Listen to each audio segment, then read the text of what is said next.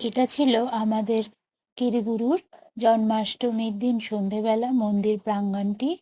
দেখুন, এটা আমাদের এখানকার হনুমানজির মন্দির।